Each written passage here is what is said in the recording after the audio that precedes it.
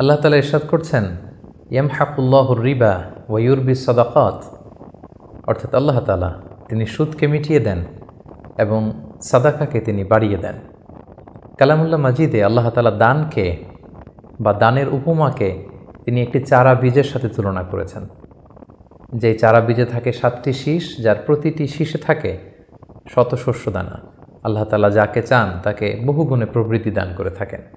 প্রিয় দিনী ভাই এবং বোনেরা, দান মানুষের জীবন থেকে বিপদকে তাড়িয়ে দেয় এবং দানশীল ব্যক্তিকে আল্লাহ তাআলা বড্ড পছন্দ করেন। তাই আসুন দানকে আমরা আমাদের প্রতিদিনের অভ্যাসে পরিণত করি। রাসূলুল্লাহ সাল্লাল্লাহু আলাইহি ওয়াসাল্লাম ইরশাদ করেছেন, আহাব্বুল আমালি ইলাল্লাহি আদওয়ামুহা ওয়া ইন ক্বাল্লা, অর্থাৎ আল্লাহর কাছে সবচাইতে প্রিয় আমল সেটি যেটি বান্দা নিয়মিত করে, যদিও সেটা পরিমাণে কম হয়। সম্মানিত সুধী, ফ্যামিলি সাদাকা বক্স একটি চমৎকার উদ্যোগ, যার মধ্য দিয়ে দানকে আমরা আমাদের হ্যাবিটে পরিণত করতে পারি। ব্যাপারটি খুবই সিম্পল।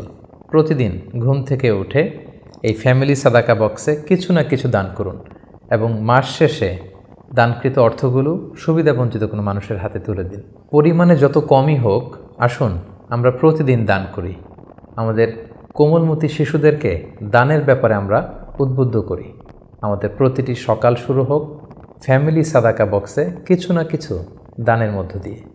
আসসালামু আলাইকুম ওয়া রাহমাতুল্লাহি ওয়া বারাকাতুহু।